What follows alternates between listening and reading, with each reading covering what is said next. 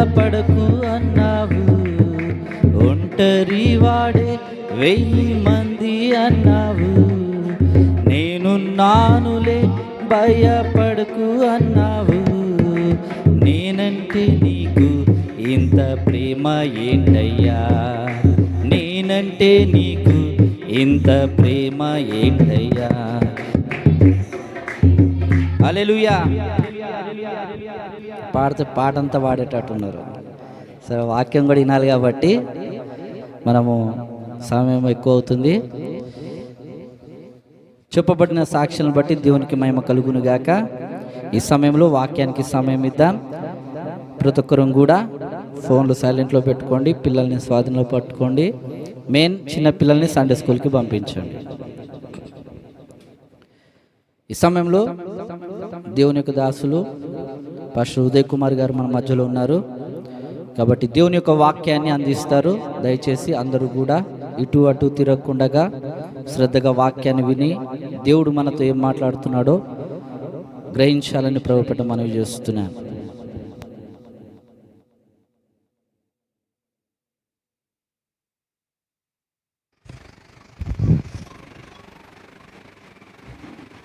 Praise lord. దేవుని స్తోత్రం. చిన్న ప్రార్థన చేసుకుందాం. మహాగణుడవే తండ్రి, నీ నామమునకు వందనాలు, స్తోత్రములు ప్రభువా. ప్రేమామయుడ, కృపామయుడ, అద్వితీయుడైన తండ్రి, నీ నామమునకు మహిమ ఘనత ప్రభావం కలుగునుగాక. అయా, నీ వాక్యము చాకలివాని సబ్బు వంటిదైనది. నీ వాక్యము అయా కట్టును కాల్చు అగ్ని వంటిదైనది. నీ వాక్యము బండను బద్దలు చేయు సుత్తి వంటిదైనది ప్రభా. అట్టి నీ వాక్యముతో మాతో మాట్లాడే దేవుడు నీ ఒక్కడవే అయా. నీ వాక్యము అయా ఇదిగోదవా మేము విని దాని ప్రకారము జీవించినట్లుగా మా హృదయములను మా మనస్సులను ఈ వైపు తిప్పుకొని మమ్మల్ని బలపరిచి నడిపించవచ్చు. యేసు నామములో అడిగి వేడుకున్నాం తండ్రి, ఆమేన్. దేవుని స్తోత్రం. సౌండ్ పెంచండి. అందరూ బాగున్నారా? మేము బాగున్నాం. దేవుని స్తోత్రం. చాలా కాలం అయిపోయింది మీ మధ్యకి వచ్చి. చాలా చక్కగా మీ అందరిని చూస్తే సంతోషిస్తూ ఉన్నాను. దేవుని స్తోత్ర. హల్లెలూయా. ఒకసారి నా చిన్నప్పుడు మేము వెళ్తున్న సంఘము ప్రభుదేశాయి గారు యేసుక్రీస్తు సంఘ ఆరాధన అనేటువంటి సచ్చి ఆయన కాకినాడ పట్టణానికి వచ్చిన తర్వాత చాలా దేవుని ఆత్మతో నింపబడిన వారే అనేకమైనటువంటి ఆత్మలను దేవుని యొద్దకు నడిపించినటువంటి గొప్ప దైవ సేవకులు. మా చర్చిలో సువార్తికులు ఉండేవారు. సువార్తికులు అంటే సువార్త చెప్పడానికి వెళ్ళేవారు. వారి సంఘాన్ని బలపరుస్తూ ఉండేవారు. అంటే తెలియనటువంటి దేవుని ఎరగనటువంటి ప్రజల యొక్క ఇంటికి వెళ్ళి వారితో మాట్లాడి వారికి ప్రార్థన చేసి ప్రభువు వైపు తిప్పడానికి వారు దేవుడు ఏర్పాటు చేసినటువంటి సంఘానికి సువార్తికులుగా ఉండేవారు. సువార్తికులు అనగా అర్థం ఏంటంటే, ఇంకొకటి చెప్పాలంటే ఆత్మీయంగా బాగా ఎదిగిన వారు. ఎవరెందుకని? అవునే కదండి, ఆత్మీయంగా ఎదిగిన వారే కదా, ఆత్మీయంగా ఎదిగిన వారు. అయితే కృపావతి గారని ఒక సువార్తికురాలు ఉంది. మా చర్చిలో ఉన్న ప్రాబ్లం ఏంటంటే, ఉదయం 9 గంటలకు స్టార్ట్ అవుతుంది ప్రార్థన, మధ్యాహ్నం ముగింపు 2 గంటలకు అవుతుంది. ఉదయం 8 గంటలకండి 9 గంటలకి, మధ్యాహ్నం 2 గంటలకు అవుతుంది 2 గంటలకి. మా పాస్టర్ గారు 12 గంటలకు వస్తాడు స్టేజ్ మీదకి. ఆయన 12 గంటలకు వస్తారు. అయితే చర్చిలో చాలామందికి ఏంటంటే, పాస్టర్ గారు 12 గంటలకు వస్తున్నారు, మేము 9 గంటలకే వచ్చి కూర్చొని పాటలు పాడి పాడి పాడి పాడి ఉంటున్నామని. ఒకరోజు నీ సువార్తికురాలు ఏమనుకుందంటే, ముందుగా వెళ్ళిపోయి కూర్చోండి, ఏం చేస్తాం, పాటలే కదా పాడాలి, పాస్టర్ గారు 12 గంటలకు వస్తారు కదా అని 5 నిమిషాల ముందు వచ్చిందండి చర్చికి. చర్చికి వచ్చి ప్రార్థన చేసుకుంటూ ఉంది. ప్రార్థన చేసుకుంటూ ఉంటే ఒక దర్శనం చూసింది ఆవిడ. ఏంటి ఆ దర్శనం అంటే, ప్రభు అయిన యేసుక్రీస్తు ప్రభువారు పాస్టర్ గారు కూర్చుంటున్నటువంటి స్థానంలో కూర్చుని ఎవరెవరు ఎన్ని గంటలకు వస్తున్నారు అని ఆయన రాసుకుంటూ ఉంటున్నాడు అంటారు. ఎన్ని గంటలకు వస్తున్నారు అని రాసుకుంటూ ఉంటే ఈవిడ అది చూసిన తర్వాత ఏడవడం మొదలుపెట్టింది. ప్రార్థనలో ఏడుస్తూ ఉండగా అందరూ చూసి ఎందుకమ్మ ఏడుస్తున్నామని అడిగితే పక్కన ఉండేవాళ్ళు ఆ తర్వాత పాటలు అయిపోయిన తర్వాత లేచి సాక్ష్యం చెప్తుంది. పాస్టర్ గారు 12 గంటలకు వస్తున్నారని చెప్పి నేను 12 గంటలకి ఒక 5 నిమిషాల ముందు వచ్చి ప్రార్థన చేసుకోవడానికి నా మనసులో నేను ప్రేరేపింపబడిన వాడిని వచ్చాను. అయితే ఇక్కడ మనకంటే ముందు యేసుక్రీస్తు ప్రభువారు వచ్చి కూర్చున్నారు. ఎవరెవరు ఎన్ని గంటలకు వస్తున్నారో ఆయన రాసుకుంటూ ఉన్నారని చెప్పి ఆవిడ చెప్పింది మాట.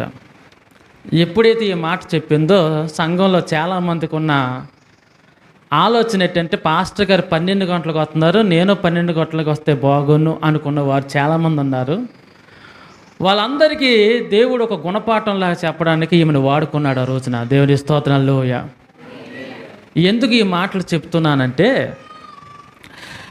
విలాప వాక్యాలు 3వ అధ్యాయము 22వ వచనం నుండి 25వ వచనం వరకు మనం చదువుకుందాం. విలాప వాక్యాలు 3వ అధ్యాయము 22వ వచనం నుండి 25వ వచనం వరకు కూడా చదువుకుందాం. బైబిల్ ఉన్న వారందరూ కూడా ఓపెన్ చేయనివ్వండి. చాలామంది ఇంకా తిరిగేస్తూ ఉన్నారు బైబిల్. విలాప వాక్యాలు 3వ అధ్యాయము 22వ వచనం నుండి 25వ వచనం వరకు చదువుకుందాం. చదవండి. యెహోవా కృపగలవాడు, ఆయన వాత్సల్యము ఎడతెగక నిలిచి ఉన్నది గనుక మనము నిర్మూలము కాకున్న వారము, అనుదినము నూతనముగా ఆయనకు వాత్సల్యము పుట్టుచున్నది. నువ్వు ఎంతైనా నమ్మదగిన వాడవు యెహోవా.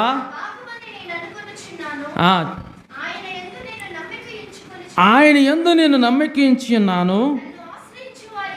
తన్ను ఆశ్రయించిన వారి ఎడల యెహోవా దయాళుడు, తన్ను వెదుకు వారి ఎడల ఆయన దయచూపువాడు. చాలండి చెలిమా, చిన్న ప్రార్థన చేద్దుకొని వాక్యం వేస్తాం. స్తోత్రముల తండ్రి, ఈ చక్కని వాక్యమును ఈ రోజున మాకు ఇచ్చినందుకు వందనాలు.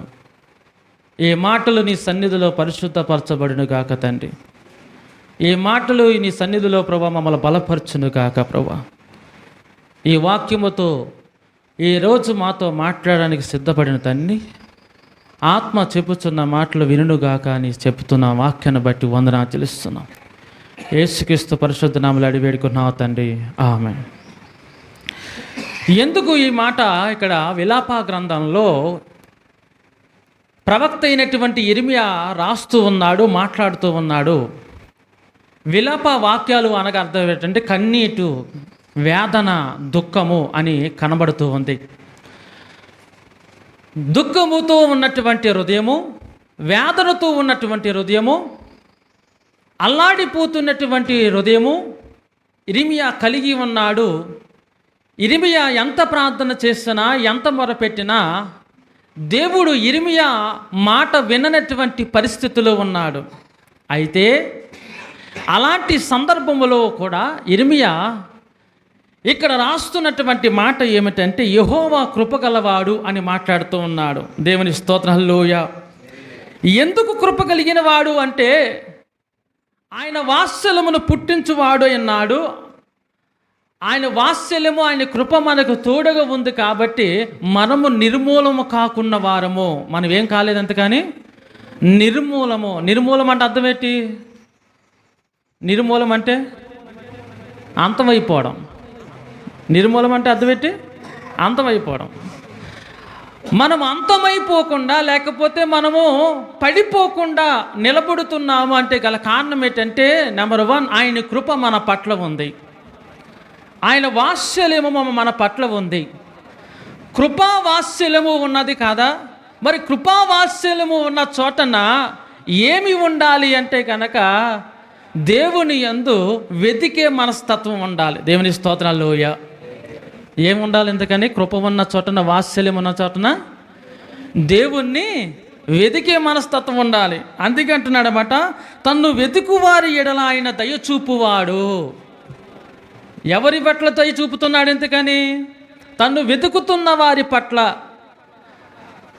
ఆయన మొదటి కృప చూపాడు. ఎందుకంటే మనం ఆయన వైపు తిరుగుతామని. ఆయన మన పట్ల వాత్సల్యం చూపాడు. ఎందుకంటే మరణములోనికి పోకుండా ఉండడం కొరకు, మనము నశించిపోకుండా ఉండడం కొరకు ఆయన మన పట్ల వాత్సల్యము చూపుతున్నాడు. అయితే ఆ కృప వాత్సల్యము శాశ్వతంగా ఉండాలి అంటే కనుక అక్కడ కింద మాట్లాడుతున్నాడు, అనుదినము అంటాడు. అనుదినము, not only 1 day, not only 2 days, not only 3 days.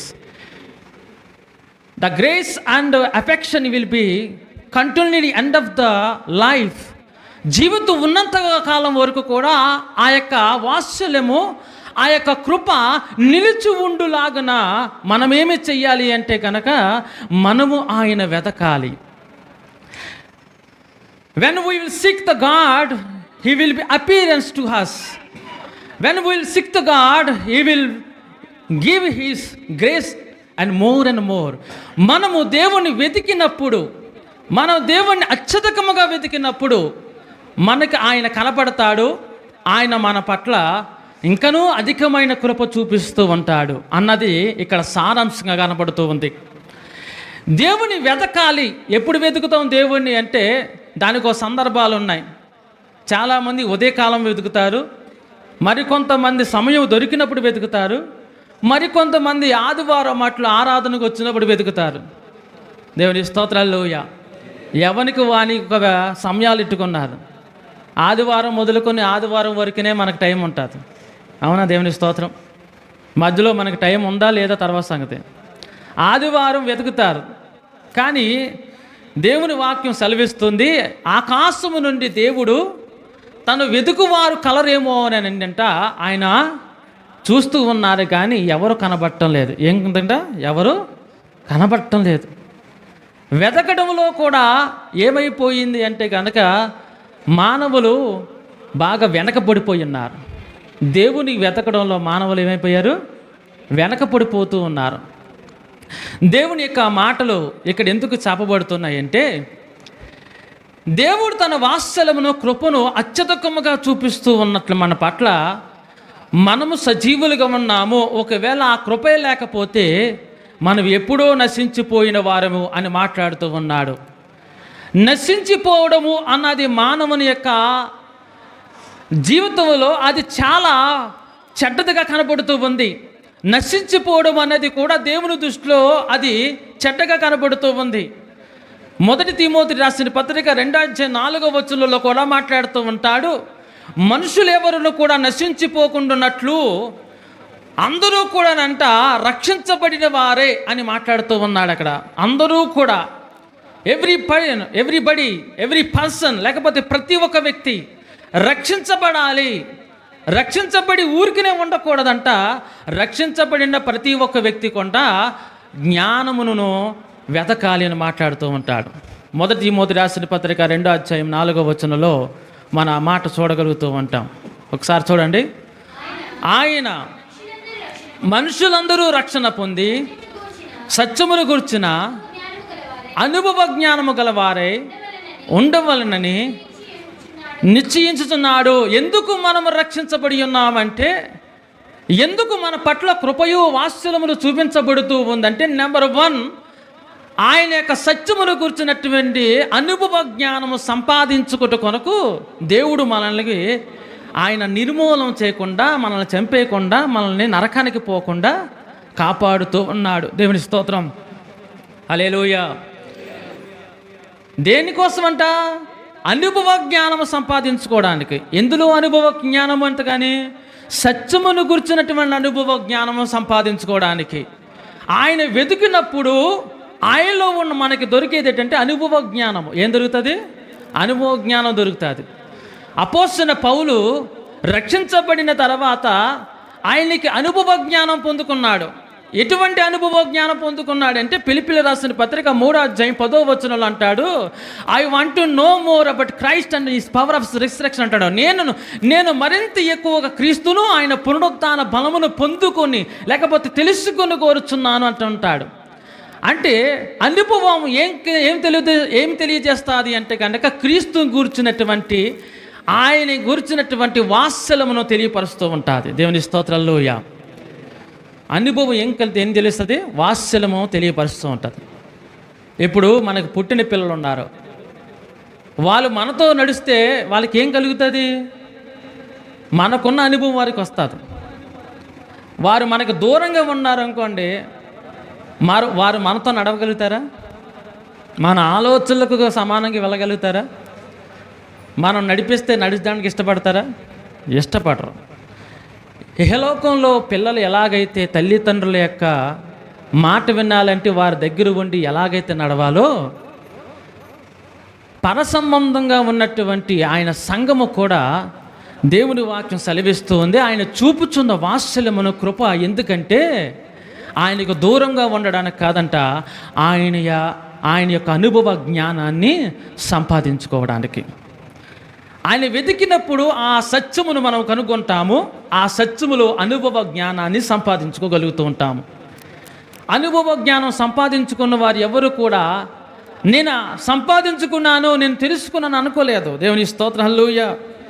అపోస్తలుడైన పౌలు రక్షించబడిన తర్వాత అనుభవ జ్ఞానం కోసము ఎక్కడికి వెళ్ళాడంటే దేవుని మందిరానికి వెళ్ళాడు. ఎక్కడికి వెళ్ళాడు? దేవుని మందిరానికి. అపోస్తలుల కార్యములో మనం చూడగలుగుతున్నాం. అపోస్తలుడైన పౌలు సాక్ష్యం చెప్తూ ఉంటాడన్నమాట. 22వ అధ్యాయము 16వ వచనం 17వ వచనాన్ని మనం చదువుకుందాం. కనుక నువ్వు తడు చేయటం ఎందుకు? లేచి ఆయన నామమును బట్టి ప్రార్థన చేసి బాప్తిస్మం పొంది నీ పాపములు కడుక్కుని నేను యెరూషలేమునకు తిరిగి వచ్చి దేవాలయంలో ప్రార్థన చేయుచుండగా ఏమైపోయాడంటండి? పరవశుడనై ప్రభువును చూచుచుంటిని అంటున్నాడు. దేవుని స్తోత్రాలు, హల్లెలూయా. అపోస్తలుడైన పౌలు రక్షించబడిన తర్వాత చేసిన పని ఏంటంటే పాపములు కడుక్కుని అతడు పరిశుద్ధపరచబడిన వాడే ఎక్కడికి వచ్చాడు? ఇంతకని దేవుని మందిరంలోనికి వెళ్ళాడు. దేవుని మందిరంలో ఏ అనుభవం పొందుకున్నాడు? ఇంతకని ఏ అనుభవం పొందుకున్నాడు? చెప్పాలి. ఏ అనుభవం పొందుకున్నాడు దేవుని మందిరంలో? ప్రార్థన అనుభవం కాదు, అన్నిటికన్నా అనుభవం ఏంటంటే అక్కడ ఆత్మయందు పరవశుడినై. ఏమయ్యాడున్నా? ఆత్మయందు పరవశుడినై అన్నాడు. దేవుని మందిరములో మనం పొందుకోవలసింది ఏంటంటే ఆత్మయందు పరవశం, పరిశుద్ధాత్మతో నింపుదల అనే అనుభవాన్ని పొందుకోవాలి. ఇది ఎప్పుడు వస్తుంది అంటే ఆయన వెతికినప్పుడు వస్తుంది. ఆయన యందు అనుభవ జ్ఞానాన్ని పొందుకోవాలి అనుకున్న వారికి మాత్రమే అనుభవం వస్తూ ఉంటుంది. ఆత్మయందు నింపుదల, ఫిల్డ్ విత్ హోల్ స్పిరిట్, పరిశుద్ధాత్మతో నింపబడట. ఆత్మవశుడై అన్నాడు.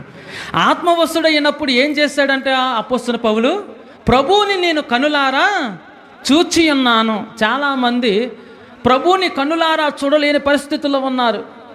ఎందుకు ఉన్నారు అంటే కనుక నెంబర్ 1 వాళ్ళలో ఉన్న మైనస్ ఆత్మలో తక్కువగా ఉండడం వల్ల, ఆత్మలో వారిని నింపవడం తక్కువైపోవడం వల్ల, రక్షణ అనుభవాన్ని సంపాదించుకోకపోవడం వల్ల. నెక్స్ట్ మనం చూడండి, ఆ వాత్సల్యము ఆ కృపను కంటిన్యూగా అది మన పట్ల చూపించుకుపోవడం వల్ల చాలామంది ఏం కోల్పోతున్నారంటే దర్శనం కోల్పోతున్నారు. ఏం కోల్పోతున్నారు? దర్శనం కోల్పోతున్నారు. ఈ రోజున సంఘం కోల్పోయింది ఏంటంటే దర్శనం కోల్పోతుంది. అందుకే చాలా లేట్ అయిపోతుంది. ఎంత లేట్ అయిపోతుందంటే మన ఆరాధన 10:30కు అనుకోండి, 10 గంటలకు 11 గంటలకు వచ్చే వాళ్ళు ఉన్నారు, 11:30కు వచ్చే వాళ్ళు ఉన్నారు, 12 గంటలకు వచ్చే వాళ్ళు ఉన్నారు, 12:30కి వచ్చే వాళ్ళు ఉన్నారు. అంటే మనలో ఎలాంటి దర్శనం ఉందంటే ఆసక్తికరమైన దర్శనం కాదు, కానీ ప్రభువును చూడాలి అనుకున్న దర్శనం కాదు, కానీ వెళ్ళామలే ఆచరించుకున్నామలే అన్న దర్శనం కలిగి ఉన్నాం. దేవుని స్తోత్రం. నా మాటలు అర్థమవుతున్నాయో లేదు నాకు తెలియదు. అర్థమవుతుందండి? ఎంత బాగా ఎవరికి అర్థమైంది చెప్పండి. దేవుని స్తోత్రం. ఏ దర్శనం కలిగి ఉన్నాం మనం? అటెండెన్స్, అది ఎక్కడో ఎవరో చెప్పారు, అటెండెన్స్ వేసుకునే దర్శనం. అసలు ఏ దర్శనం కలిగి ఉండాలి సంఘానికంటే, నువ్వు మందిరానికి పోయినప్పుడు అక్కడ రాసింది ఎంట్రన్స్లోనే, నీ మందిరానికి పోయినప్పుడు నీ ప్రవర్తన ఎంత అంటున్నాను జాగ్రత్తగా చూసుకో. ఈరోజు నా సంఘం ఏమైపోతుందంటే, వాక్యము వినువారుగా ఉన్నాము కానీ దాన్ని అనుసరించువారుగా లేమన్నట్లుగా ఉంటుంది. ఇంకో మంచి మాట చెప్పాలంటే, సంఘమును దేవుడు తన వాత్సల్యముల కృపను ఎందుకు చూపుతున్నాడంటే, ఇక్కడ చెప్పబడుతున్న మాట, ఆత్మవశులై ఆయన చూడాలని ఆయన మన పట్ల వాత్సల్యము చూపుతూ ఉన్నాడు. కానీ రోజు రోజుకి పరిస్థితి ఏమైపోతుంది? సంఘం ఒక పరిస్థితి వెనక పడిపోతూ ఉన్నారు. ఏమైపోతున్నారు? వెనక పడిపోతున్నారు. ఎందుకు వెనక పడిపోతున్నారో తెలియదు. దేవుని వాక్యం అంటుంది, నువ్వు రక్షించబడిన తర్వాత, నీ పాపములు కడుక్కున్న తర్వాత నువ్వేమై ఉండాలి అంటే కనుక, ఆయనలో నువ్వు అనుభవ జ్ఞానం సంపాదించుకోవాలి. ఆ అనుభవ జ్ఞానం ఎక్కడ వస్తుందంటే, ఆయన సన్నిధిలో గడిపినప్పుడు వస్తుంది, ఆయన ఎద్దుకు వచ్చినప్పుడు వస్తుంది, ఆయనతో ఉండినప్పుడు వస్తుంది. ఇక్కడ అపోస్తలుడైన పౌలు చేసిన పని అదే. ఆయన సన్నిధిలో గడపడానికి వచ్చాడు, ఆయనతో ఉండడానికి వచ్చాడు. అలా రెండు పనులు చేసినప్పుడంట అతడు ఆత్మవశుడై నిలబడ్డాడు. ఆత్మవశుడై ఉన్నప్పుడు చూసిన పని ఏంటంటే, ఆయన ప్రభువుని కనులారా చూచి ఉన్నాడు. రక్షించబడక మునుపు చూడలేదు, రక్షించబడిన తర్వాతే చూశాడు. మనలో చాలామంది రక్షణ పొందుకున్న మునుపు మనం దేవుని చూసి ఉండలేము, కానీ రక్షణ పొందుకున్న మాత్రము దేవుని చూడగలిగి ఉండాలి. రక్షించబడడం అంటే అర్థం ఏంటంటే, ఆయన మనం చూచి వారముగా ఉండాలి. ఇహలోకములో ఉన్నటువంటి దేవతలు ఉన్నాయి. ఎవరైనా ఎప్పుడైనా ఏ దేవతనైనా మీరు చూసారా? ఏ దేవుణ్ణైనా మీరు చూసారా? మీరు అన్ని జనులుగా ఉన్నప్పుడు ఏ దేవుణ్ణైనా మీరు చూసారా? శివుడు కానీ కృష్ణుడు కానీ ఎవరినైనా చూసారా? మీలో సంతోషం, మీరెవరో చూడలే, నేను చూశాను. మా అమ్మమ్మ గారు ఒకసారి, మా ఇంద్రపాలెం కదా, ముస్లిం తల్లి దేవత అని ఉండేది.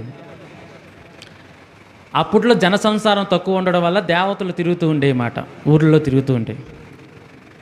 మా అమ్మమ్మ గారు ఎండాకాలం వచ్చినప్పుడు బయట పడుకున్నారన్నమాట. అందరూ అప్పట్లో బయట పడుకునేవారు. ఇప్పుడంటే ఎవరు బయట పడుకుని ఏసీలు వచ్చినాయి, కూలర్లు వచ్చినాయి కాబట్టి తలుపులు వేసి పడుకుంటున్నారు. రెండవది, అలా పడుకుంటే పొద్దున్నకి మనం వచ్చి లోపలికి వెళ్ళే లోపల ఖాళీ అయిపోతాయి. అయితే ఆ రోజుల్లో ఎండాకాలం కదా బయట పడుకున్నారు. బయట పడుకుంటే ఈ ముసలమ్మ తల్లి దేవత వచ్చి మా అమ్మమ్మ గారిని లేపంటుంది. లేపితే లేచిన తర్వాత అడుగుతుంది, ఎందుకు వచ్చావు అని అడిగింది మా అమ్మమ్మగారు. ఎందుకు వచ్చానంటే, నువ్వు నాకు సలివిడట్టు రావాలి, కుంకుమట్టు రావాలి, నాకు అట్టుపొలట్టు రావాలి అని అడుగుతోంది దేవత. మా అమ్మమ్మగారు అంటున్నారు, నిన్ను కొలవన కదా, నీకెందుకు నేను అట్టుపొల్లు సలివిడి అన్నట్టు రాలే, నిన్ను కొలిచే వాళ్ళు ఉన్నారు కదా, వాళ్ళ దగ్గరికి ఎట్టుకెళ్ళి నువ్వు అవన్నీ అడుగు, వాళ్ళ దగ్గరికి వెళ్ళి అడుగు, వాళ్ళు ఇస్తారు నీకు అంటే, లేదు నువ్వే తీసుకురావాలి నా దగ్గరికి అని అడుగుతుందంట. మొండి పట్టు పడుతుంది ఆ రాత్రి అంతా. నువ్వు తీసుకురావాలి, నువ్వే అట్టుపొల్లట్టు రావాలి, నువ్వే సెలివిడట్టు రావాలి, నువ్వే అట్టు రావాలంటే మా అమ్మమ్మ గారు అన్నారు, నేను చచ్చినా నీకు అట్టు రాను, నువ్వేం చేసుకుంటావు చేసుకుంటే నువ్వు తీసుకురావా అన్నారు. తీసుకురాను.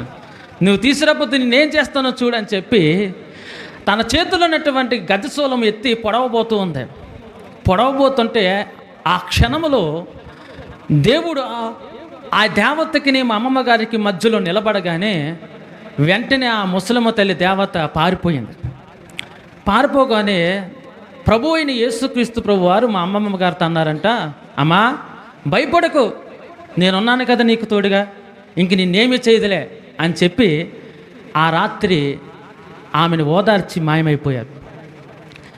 ఈ మాటలు ఎందుకు చెప్తున్నానంటే, మన అనుభవ జ్ఞానం ఎలాగుంటుంది అని చెప్తూ ఉన్నాను. ఆయన వాత్సల్యముల కృప మన పట్ల చూపించాలి అంటే, అది అధికంగా ఉండాలి అంటే, మనమేమి చెయ్యాలంటే ఆయనతో నింపబడుతూ ఉండాలి. ఎవరితో నింపబడాలి? ఆయనతో నింపబడాలి. దేవుని స్తోత్రాలు.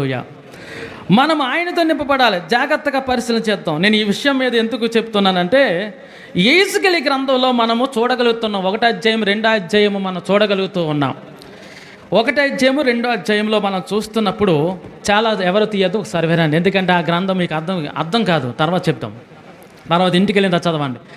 యెహెజ్కేలు గ్రంథంలో 1వ అధ్యాయం 2వ అధ్యాయంలో మనకు కనబడుతుంది ఏంటంటే, కెరాబులు కనబడుతూ ఉంటాయి. కెరాబులు కనబడినాయి. అక్కడ యెహెజ్కేలు గ్రంథంలో యెహెజ్కేలు భక్తుడు రాస్తున్న మాట ఏంటంటే, ఆ కెరాబులు అక్కడ ఉన్నటువంటి చక్రాలనంట ఆత్మతో నింపబడి ఉన్నాయంట. ఆ ఆత్మ ఎక్కడికి నడిపిస్తే అక్కడికి వెళుతున్నాయంట. ఆ ఆత్మ ఎటు నడుస్తే అటు నడుస్తూ ఉన్నాయంట. దేవుని స్తోత్రం, హల్లెలూయా. దేవుని యొక్క ప్రజలు దేవుని ఆత్మతో నింపబడిన వారై, దేవుడు తన ఆత్మతో మనల్ని ఎక్కడికి నడిపిస్తే అక్కడికి మనము నడవగలిగిన వారముగా ఉండాలి. దేవుని స్తోత్రం, హల్లెలూయా. ఆత్మతో నింపబడినవి కెరాబులు శరాబులు ఇవన్నీ, వాటికి కూడా దేవుని ఆత్మ అవసరమైంది. పరిశుద్ధంగా ఉన్నటువంటి ఆత్మ దేవుని దూతలు, ప్రత్యేకింపబడినటువంటి కెరాబులు ఏవండి, అవి అగ్నితో నింపబడినవి ఉన్నాయి. అక్కడ చక్కగా మాట్లాడుతున్నాడు, వాటిని చూడగా నేను అవి అగ్నితో నింపబడినవి ఉన్నాయంట. కాలుచున్న కెరాబులు, వాటి యొద్దకి ఎవరు వెళ్ళలేరంట. ఒకే ఒక్కరికి అధికారం ఇవ్వబడిన ఆ ఒక్కడికి కూడా తోయబడింది. కాలుచున్న కెరాబులు ఆత్మతో నింపబడ్డాయి. ఆ ఆత్మ ఎటువైపు నడిపిస్తే అటువైపుగా అవి నడుస్తూ ఉన్నాయి. దేవుని బిడ్డలారా, మనము వాత్సల్యమును కృపను సంపాదించుకున్నామంటే అది ఎందుకంటే మనము ఆత్మతో నింపబడిన వారమే. ఆ ప్రభువుని కనులారా చూచుట కొరకు మనము ఏర్పరచబడి ఉన్నాము, ప్రత్యేకించబడి ఉన్నాము, నిర్మూలం కాకుండా బ్రతికి ఉన్నాము. దేవుని స్తోత్రం, హల్లెలూయా. కాబట్టి ఎందుకు మందిరానికి రావాలంటే, నెంబర్ 1, మనము ఆయన వాత్సల్యమని అనుభవిస్తున్నాం కాబట్టి మందిరానికి రావాలి, ఆచరించుకోవడానికి కాదు. ఎప్పుడు రావాలంటే నీకు ఇష్టం వచ్చిన టైంలో కాదు రావడానికి. ఏమండి, బస్ స్టాండ్కి నువ్వు ఊరు వెళ్ళాలంటే బస్ స్టాండ్కి ఎప్పుడు వెళ్తావు? నీ ఇష్టం వచ్చిన టైంలో వెళ్తావా? చెప్పండి. బస్సు అవైలబుల్గా ఉన్నప్పుడే నువ్వు వెళ్తావు. పోలే నువ్వు ఏదో ఊరు వెళ్ళాలనుకున్నావు, ట్రైన్ ఎక్కి నీ ఇష్టం వచ్చిన టైంలో వెళ్తావా రైల్వే స్టేషన్కి? చెప్పండి. ఎప్పుడు వెళ్తారు రైల్వే స్టేషన్కి? మీ ఇష్టం వచ్చిన టైంలోనా? నా ఇష్టం వచ్చిన టైంలో వెళ్తాను, ట్రైన్ మాత్రం నా టైంకి రావాలంటవా? నీ ఇష్టం వచ్చిన టైంలో నువ్వు రైల్వే స్టేషన్కి వెళ్తే ఆ ట్రైన్ నువ్వు అందుకోవాల్సిన ట్రైన్ నేను దాటి ఎప్పుడు వెళ్ళిపోద్ది. ట్రైన్ నీ కోసం ఆగతావు, నువ్వే ట్రైన్ కోసం వచ్చి అక్కడ ఆగాలి. అంటే ఇహలోక సంబంధంగా ఉన్న వాటి కొరకు మనం ఎంత టైం ఇస్తున్నామో, మరి దేవుని పిల్లలమైన మనము దేవునితో గడపవలసిన, మనము దేవుడితో ఉండవలసిన, మనము దేవుని వాత్సల్యమును కృపను పొందుకుంటున్న మనము మరి ఆయన సన్నిధిలో గడపడానికి మరింత తొందరగా ఉండాలి కదా. మనకు లేని తొందరపాటు ఎక్కడంటే దేవుని మందిరం తప్ప అన్ని చోట్ల తొందరపాటు ఉంది. దేవుని స్తోత్రం, హల్లెలూయా. మందిరానికి రావడానికి మనం ఎంత ఆలస్యం చేస్తూ ఉన్నాం. ఎందుకు చెప్తున్నానంటే ఈ వాక్యము, ఆయన వాత్సల్యము కృపయో చూపించకపోతేనంట మనము నిర్మూలమైపోయేవారం అంటున్నారు. ఎన్నో కష్టాలు, ఎన్నో బాధలు, ఎన్నో ఇబ్బందులు. ఈరోజు బయటికి వెళ్ళిన దగ్గర నుంచి లోపలికి వచ్చేంత వరకు కూడా ఏమవుతుందో తెలియని పరిస్థితి. అవునా కదండి? ఒకప్పుడు వేరు, ఇప్పుడు వేరు. నువ్వు బయటికి వెళ్ళి లోపలికి వచ్చే లోపల ఏమవుతుందో తెలియదు. ఏ క్షణంలో ఏమి జరుగుతుందో, ఏం సంభవిస్తుందో మనకు తెలియదు. కానీ మనము ఉదయం బయటికి వెళ్ళి సాయంత్రం ఇంటికి వస్తున్నాం, రాత్రి పడుకొని ఉదయం లేస్తున్నాం. అంటే ఇది మన గొప్పతనం అంతకన్నా కాదు, మన నీతి అంతకన్నా కాదు. ఏమిటి అంటే కనుక వాత్సల్యము కృప మనకు ఉన్నది. దేవుని స్తోత్రాలు, హల్లెలూయా. అందుకే మనము ఏమై ఉన్నామో సజీవులుగా ఉంటూ ఉన్నాము. మనం మేలు పొందుకుంటున్నాం కానీ మేలును మర్చిపోతూ ఉన్నాం. అందుకే ఇర్మీయా అంటూ ఉన్నాడన్నమాట, చక్కని మాట అంటూ ఉన్నాడు, నీవు ఎంతైనా నమ్మదగిన వాడవు యెహోవా, నా భాగమని నేను అనుకునుచున్నాను అంటున్నాడు. ఇర్మీయా ఒక్కడే అర్థం చేసుకున్నాడు. ఇర్మీయా ఒక్కడే అర్థమైంది. ఇశ్రాయేలు జనాంగంలో నశించిపోతున్నటువంటి ఇశ్రాయేలు ప్రజలందరికీ వాక్యము చెప్పి చెప్పి చెప్పి ఆ వాక్యానికి వినని వారై ఉన్నందువలన వారందరూ చెరగపోయారు. కానీ ఇర్మీయా ఒక్కడే మాత్రమే ఉన్నాడు. ఎందుకు తెలుసా? అతన్ని గోతులో పాడేశారు. అయినా అతడు చనిపోకుండా నిర్మూలం కాకుండా ఉన్నారు. చెరసాల్లో వేసేశారు. చెరసాల వేశారు, అతనికి ఏమి ఇవ్వటం లేదు. అయినప్పటికీ అతడు చనిపోకుండా నిలబడి ఉన్నాడు. అందుకే ఇర్మియా అన్నాడు, నేను అక్కడ మంచి మాట అన్నాడు అన్నమాట, నీవు ఎంతైనా నమ్మదగిన వాడవు యెహోవా, నా భాగమని నేను అనుకునుచున్నాను. దేవుడు మనకేమై ఉండాలి? భాగమై ఉండాలి. భాగం అంటే ఏంటి? సగభాగం. భార్యాభర్తలకు ప్రతిజ్ఞలు చేసేటప్పుడు ఏమంటారు? ప్రమాణాలు చేసేటప్పుడు నీ భార్య నీలేమైంది? సగభాగము. భార్యలో భర్త ఏమై ఉన్నాడు? సగభాగము. వాళ్ళిద్దరూ ఒకటే ఉన్నారు, వేరు కానీ ఒకటే ఉన్నారు. అలాగనే క్రీస్తునందున్నటువంటి ప్రజలమైన మనము ఆయనలో భాగమయ్యాలి. ఏమై ఉండాలి? భాగమయ్యాలి. యేసుక్రీస్తు ప్రభువారు కూడా మనందరి కొరకు ప్రార్థన చేశాడు. ఆయన చేసిన ప్రార్థన చాలా ప్రధానమైన ప్రార్థన. ఆ ప్రార్థనని మనం ఎప్పుడు జ్ఞాపకం చేసుకున్నాము. యోహాను సువార్త 17వ అధ్యాయంలో ఆయన సిలువకు వెళ్ళిపోతున్నప్పుడు ఆయన చేసిన ప్రార్థన చాలా మంచి ప్రార్థన. ఆ ప్రార్థనలో నాకు నచ్చిన మాట ఏంటంటే, మనందరి కొరకు ప్రార్థన చేశాడు. నువ్వు రక్షించబడతావని ఆయన తెలిసి ఆయన నీ కొరకు నా కొరకు కూడా ప్రార్థన చేశాడు. ఎప్పుడు? ఆయన మరణానికి సమీపింపబడుతున్నాడు అనిపించుకొని ప్రార్థన చేశాడు. చూడండి, ఒక మంచి మాట యోహాను సువార్త 17వ అధ్యాయంలో మనం చూడగలుగుతున్నాం. తండ్రి, వచనం చెప్పండి, 21వ వచనం. తండ్రి, నా యందు నీవును నీ యందు నేనును ఉండులాగన వారును మన యందు ఏకమై ఉండవలనని వారి కొరకు మాత్రము నేను ప్రార్థన చేయటం లేదు, వారి వాక్యము వలన నా యందు విశ్వాసించు వారందరూ ఏకమై ఉండవలనని వారి కొరకును ప్రార్థించుతున్నాను. దేవుని స్తోత్రాలు. మనం ఎందులో ఏకమై ఉండాలి? దేవునిలో ఏకమై ఉండాలి. చెప్పాలి, ఎందులో ఏకమై ఉండాలి? దేవునిలో ఏకమై ఉండాలి. యేసుక్రీస్తు వారు చేసిన ప్రార్థన, ఆయన గెత్సేమనే తోటలోకి వెళ్ళక ముందు కన్నీళ్లతో కార్చక మునుపు మరొక్కసారి చేసిన ప్రార్థన. ఈ ప్రార్థనలో మనకు కనబడుతుంది, మనము ఆయనతో ఉండాలి అని ప్రార్థన చేశారు. అంటే నువ్వు రక్షించబడతావని ఆయనకి ఎప్పుడో తెలుసు. ఎప్పుడు తెలుసు అంటే, ఎందుకని? జగత్తుకి పునాది వేయబడక మునిపే తెలుసు. ఈ భూమి ఆకాశాలు రక్షించబడక మునిపే ఆయన ఎరిగి ఉన్నాడు నిన్ను. ఆయన నిన్ను ఎరిగి ఉన్నాడు. రోమీయులు రాసిన పత్రిక అపోస్తలుడైన పౌలు చెప్తూ ఉంటాడు, జగత్తుకి పునాది వెయ్యబడక మునిపే ఆయన నిన్ను ఎరిగి ఉన్నాడు అని మాట్లాడుతూ ఉన్నాడు. ఎరిగి ఉన్నాడు కాబట్టి నువ్వు సజీవుడిగా ఉన్నావు, రక్షించబడి ఉన్నావు, ఆయన సన్నిధిలో కనబడగలుగుతున్నావు. మరణము నిన్ను ముట్టుకుంటలేదు, రోగము నిన్ను ముట్టుకుంటలేదు, శ్రమ నిన్ను ముట్టుకుంటలేదు.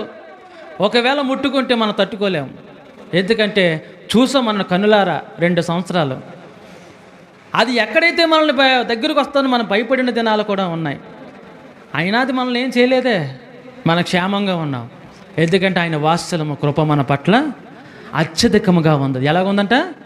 అత్యధికముగా. కొంచెము కాదు, కొద్దిగా కాదు, 1 రోజు కాదు, 2 రోజులు కాదు, అత్యధికముగా ఉన్నది వలన మనము క్షేమంగా ఉన్నాం. లేకపోతే మనం ఎప్పుడూ నిర్మూలమైపోతాం. అందుకే ఇక్కడ అన్నాడు, ఇర్మియా అన్నాడన్నమాట, నీవు నాకు భాగమై ఉన్నావు. ఎంత చక్కని మాట, భాగమై ఉన్నావు. యేసుక్రీస్తు ప్రభువారు కూడా అదే మాట మాట్లాడుతున్నాడు, వారును నేను ఏకమయ్యుండులాగన. వన్నెస్, ఒకటిగా. ఆయన ఒకలాగా మనం ఒకలాగా ఉండడానికి ఇష్టపడలేదు. దేవుడు ఎలాగ ఇష్టపడుతున్నాడు? మనము ఆయన వలె ఆయన వలె ఉండాలంటే మనం ఏం ఉండాలంట? ఆత్మవశులమై ఉండాలి. ఏమై ఉండాలి? ఆత్మవశులై ఉండాలి. యేసుక్రీస్తు ప్రభువారు చెప్పిన మంచి మాట మనం చూడగలుగుతున్నాం. ఆత్మవశులై ఉండుట మనం చూడగలుగుతున్నాం. అందుకే అపోస్తలుడైన పౌలు అక్కడ చూశాడు, ఆత్మవశుడిని నేను ప్రభువుని చూచి ఉన్నాను. ఆయన ఒకసారి చూడలేదు కానీ చాలా సందర్భాల్లో చూశాడు. 3వ ఆకాశానికి కూడా వెళ్ళాడు, అక్కడ కూడా యేసు ప్రభువుని చూశాడు. ఎన్ని చూసినా ఫిలిప్పీయులకు రాసిన పత్రిక 3వ అధ్యాయం 10వ వచనంలో మాత్రం చెప్తాడు, ఇంకనూ నేను ఆయన గురించి ఎరుగు నిమిత్తం అంటాడు. అంటే 3వ ఆకాశానికి వెళ్ళినంత అనుభవం అతను పొందుకున్నప్పటికీ ఇంకనూ ప్రభువుని గురించి ఏదో తెలుసుకోవాలి అనుకున్నటువంటి ఆలోచన దృక్పథం ఉన్నాడు. అయితే మనమైతే ఎలాగ ఉన్నామంటే ఈ రోజుకి ఇది నేర్చుకున్నాం కదా సరిపోద్దులే అనుకుంటున్నాం. దేవుని స్తోత్రాల్లోయ. ఈరోజు ఆదివారం చర్చికి వచ్చాము, పాస్టర్ గారు 4 వాక్యాలు ముఖ్యం చెప్పారు, విన్నాము. అర్థమైంది అయితే పర్లేదు, అర్థం కాకపోతే ఏదో పాస్టర్ గారు చెప్పారు, ఏదో విన్నాము, వెళ్ళిపోయాము, అంతే అయిపోయింది. ఈ రోజుకి అది సరిపోయింది అంతే. రేపటికి మన సంగతి పక్కన పెడతాం, ఎల్లుండి మన పరిస్థితి పక్కనే పెడతాం. దేవుని స్తోత్రాల్లోయ. ఏమండి, మనం ఏమై ఉన్నాం ఎంతకని? దేవుని మందిరంలో ఆత్మవశులై ఉండాలి. ఏమై ఉండాలి? ఆత్మవశువుతో నింపబడిన వారమై ఉండాలి. అప్పుడంట దేవుడు మనకి కనబడతాడు. అలా దేవుని మందిరానికి వచ్చిన వారందరూ కూడా, దేవుని సన్నిధిలో ఉన్న వారందరూ కూడా దేవుని చూచిన వారే. యెషయా దేవుని చూశాడు, అపోస్తలుడైన పౌలు దేవుని చూశాడు, ఇర్మియా దేవుని చూశాడు, ప్రవక్తలందరూ దేవుని చూశారు. కేవలం ప్రవక్తలు మాత్రమే చూడలేదు, ప్రవక్తలు కాని వారు కూడా చూశారు. వారందరూ మాత్రమే చూడలేదు, ఈ లోకంలో కూడా యేసుక్రీస్తు ప్రభువుని నమ్ముకున్న వారు చాలామంది, ఆయనను కనులారా చూసిన వారు చాలామంది ఉన్నారు. చూచిన వారందరూ కూడా ఆత్మవశులైన వారే. వారందరూ దేవునితో నడవడానికి ఇష్టపడిన వారే, దేవునితో ఉండాలనేటువంటి ఆలోచన దృక్పథంతో ఉన్నవారే. దేవుణ్ణి కాదని వారు ఏమీ చేసి ఉండలేదు, దేవుడిని విడిచిపెట్టకూడదని వారు ఎప్పుడూ కూడా దూరంగా ఉండలేదు. ఆయనకి ఎంత సమీపంగా ఉంటే బాగుంటుందని ఆలోచించుకునే వారు చాలామంది ఉన్నారు. అందుకే దేవుడు ఒక మంచి మాట మాట్లాడుతున్నారు. యేసుక్రీస్తు ప్రభువారు కూడా కొన్ని సందర్భాల్లో మాట్లాడుతున్నారు. నా నిమిత్తము అంటూ ఉంటాడు. నా నిమిత్తము ఆయన నిమిత్తము ఏమి చేస్తున్నాము అన్నది కూడా ప్రధానమైనదే. దేవుని స్తోత్రాలు. హల్లెలూయా. మనం ఆయన నిమిత్తం ఏం చేస్తున్నాము అన్నది చూడ ప్రధానమైనదే. అందుకే ఇక్కడ మాట్లాడుతున్నాడు మాట. 25వ వచనంలో మనం చూడగలుగుతాను. తను ఆశ్రయించు వారి ఎడల యెహోవా దయాళుడు, తను వెతుకు వారి ఎడల ఆయన దయ చూపుచూ ఉన్నాడు. నరులకు ఆశ కలిగి యెహోవా అనుగ్రహించు రక్షణ కొరకు ఓపికతో కనిపెట్టుట మంచిది. దేవుని స్తోత్రాలు. హల్లెలూయా.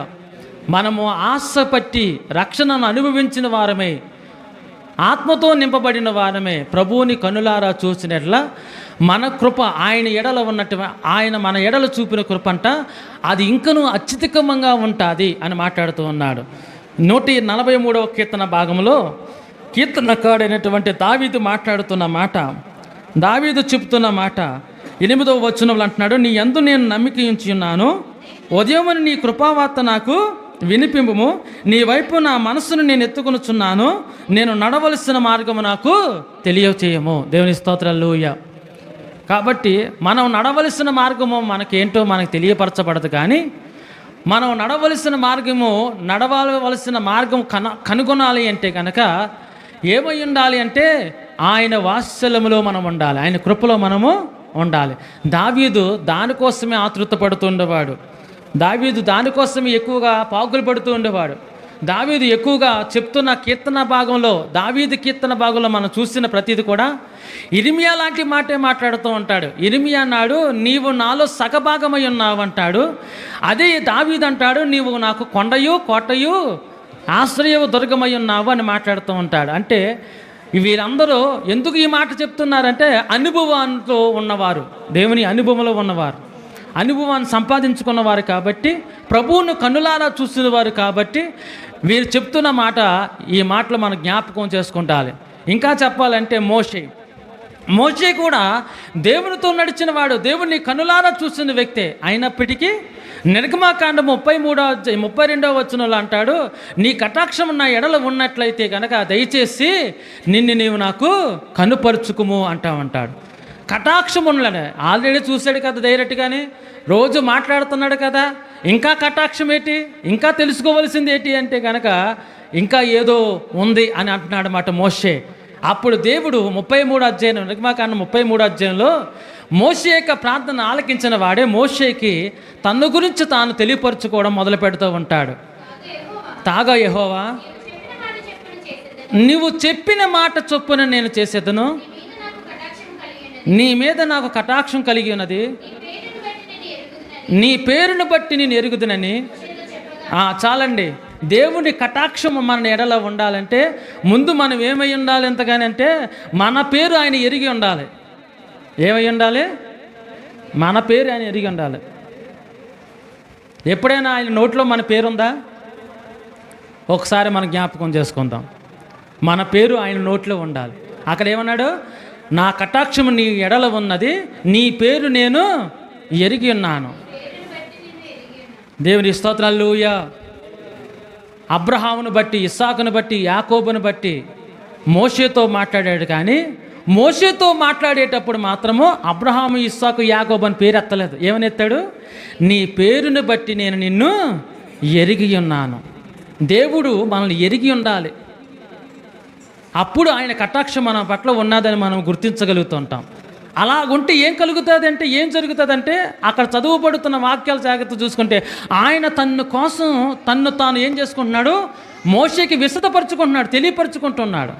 కాబట్టి ఈ రోజున దేవుడు తాను మనతో ఏం చేసుకుంటూ ఉండాలి? విశదపరుచుకుంటూ ఉండాలి. ఈ లోకంలో ఏం జరగబోతుందనే విషయాలు మనతో పంచుకుంటూ ఉండాలి. అలా పంచుకుంటేనంట ఆయన మన పట్ల కటాక్షం చూపుతున్నాడు. మనకిచ్చిన వాత్సల్యము, కృప వ్యర్థము కాకుండానట్లు అది దానిని ఏం చేసుకుంటాలి? గట్టిగా మనము దాన్ని పట్టుకోవాలంటే రక్షణ అనుభవాన్ని, సత్యములో మనం అనుభవాన్ని సంపాదించుకోవాలి. ఎక్కడ వస్తుంది అంటే కనుక ఆయన సన్నిధిలో మనం ఉన్నప్పుడు, ఆయన ఆత్మతో మనం నింపబడినప్పుడు మనము ఆయన చూడగలుగుతూ ఉంటాము. దేవుని స్తోత్రాలు. అక్కడ మోషేతో అంటున్నాడు, ఆ కింద వచనాలు మనం చూస్తే, నేను నా కుడి హస్తమును నేనేం చేస్తాను? నేను నా చేయి తీసా. అక్కడ మాట్లాడుతూ నా మహిమ నిన్ను దాటి వెలుచుండగా ఆ బండ సందులో నిన్ను ఉంచి నా చేతితో నిన్ను కప్పేతాను. ఎందుకంటే దేవుని యొక్క మహిమ చూడడం మోషే వల్ల కాదు. కాబట్టి మోషేతో మాట్లాడేటప్పుడు దేవుడు ఎలాగొచ్చాడు ఇంతకని? ఆయన తన మహిమతో వచ్చాడు. దేవుని స్తోత్రాలు. జ్ఞాపకం ఒకసారి అర్థం చేసుకోవాలి. మోషేతో ఇదివరకు మాట్లాడాడు చాలా సందర్భాల్లో.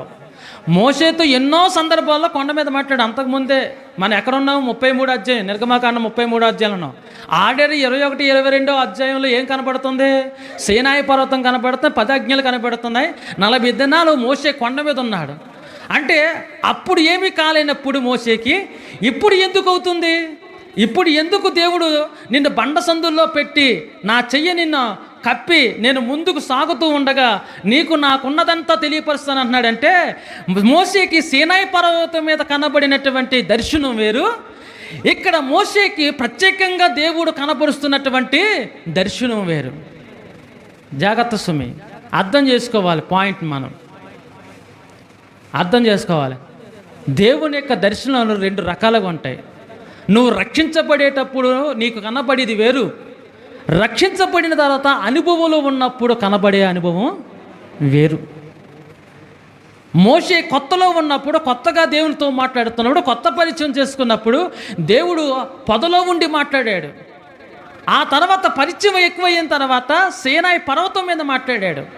కానీ ఆ పరిచయం మరింత ఎక్కువైనప్పుడు బండ సందుల్లో పెట్టి చెయ్యతో కప్పి ఆయన మహిమతో నింపబడిన వాడే మాట్లాడుతూ ఉన్నాడు. అక్కడ లేని కప్పుదల ఇక్కడ ఎందుకు వచ్చిందంటే, ఇక్కడ మోషే ఇంకా మరింత ఎక్కువ లోతైనటువంటి దేవునితో కలుసుకొని నడవాలనేటువంటి ఆలోచన దొరికిపోతుంటూ ఉన్నాడు. దేవుని స్తోత్రాలు. కాబట్టి మనము ఇలాంటి అనుభవంలోనికి వెళ్ళడానికి ఇష్టపడుతూ ఉండాలి. ఏ అనుభవం అంటే మొదట కనబడిన అనుభవం కాదు. నీ అనుభవం ఎలాగుండాలి అంటే కనుక ఆయన తన చేతితో మన కప్పంట ఆయనకున్నదంతా మనకు తెలియపరిచే అనుభవంలోనికి మనము వెళ్ళగలిగి ఉండాలి. అలాగని వెళ్ళిన వారందరూ కూడా, దేవునితో నడిచిన వారందరూ అత్యధికమైన కృపను వారు కలిగి ఉన్నారు. దేవుని స్తోత్రాలు. అత్యధికమైన కృప వారు కలిగి ఉన్నారు. రక్షణని వారు అనుభవించారు. రక్షణను అనుభవించిన వారమై ఉండాలి. మనం రక్షించబడిన వారమని పేరు పెట్టుకుంటే సరిపోదు, కానీ రక్షణను అనుభవించిన వారమై ఉండాలి. అంటే మనము దేవునితో మనం నిలిచి వారమై ఉండాలి, ఆయనలో మనం నిలబడిన వారమై ఉండాలి, ఆయనను చూచు వారమై ఉండాలి, ఆయన మనతో మాట్లాడేవాడై ఉండాలి. అట్టి అనుభవంలోనికి వెళ్ళినప్పుడంట మనము రక్షణ అనుభవాన్ని సంపాదించుకొని, అత్యధికమైన కృపను సంపాదించుకొని ఈ భూమి మీద మనము ఆయన సన్నిధిలో మనం నడిచిన వారమై ఉంటాము. అటువంటి కృప మనందరికీ అనుగ్రహించబడి దీవించబడునుగాక. ఆమేన్.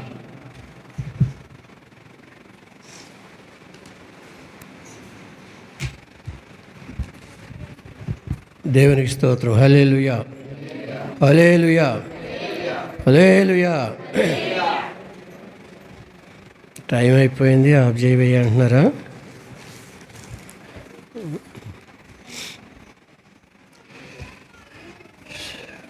మరి ఇర్మియా గ్రంథంలోంచి మన దాసులు చెప్పిన విధంగా ఆయన కటాక్షము మన మీద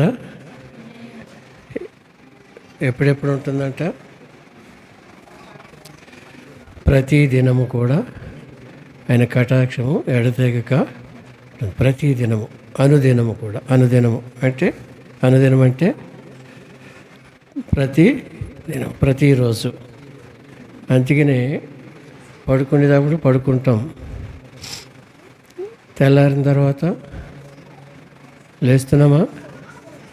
ఎందుకని? ఆయన కటాక్షం, ఆయన కృప మన మీద ఉంది కాబట్టి తిరిగి లేవగలుగుతున్నాం. ఆ కృపను వాళ్ళు అలాగే వెళ్ళిపోతారు. కనుక ఆయన కటాక్షము, ఆయన కరుణ,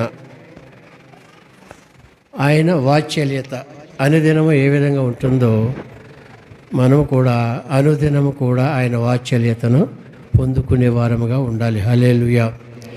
వారానికి ఒకసారో లేకపోతే అప్పుడప్పుడు పండగల టైంలోనో కాకుండా అనుదినము కూడా మనము ఆయన వాత్సల్యతను పొందుకునే వారముగా ఉండాలి. పొందుకోవాలి,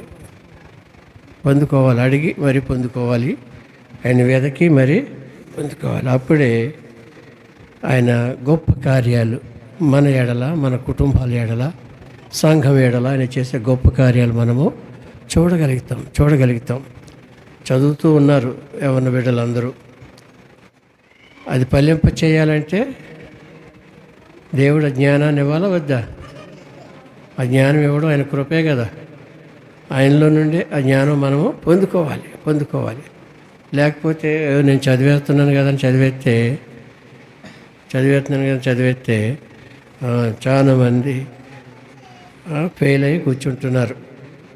తెలివైన వాళ్ళు చాలామంది ఫెయిల్ అయ్యి కూర్చుంటున్నారు.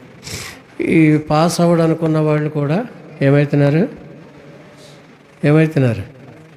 పాస్ అవుతున్నారు.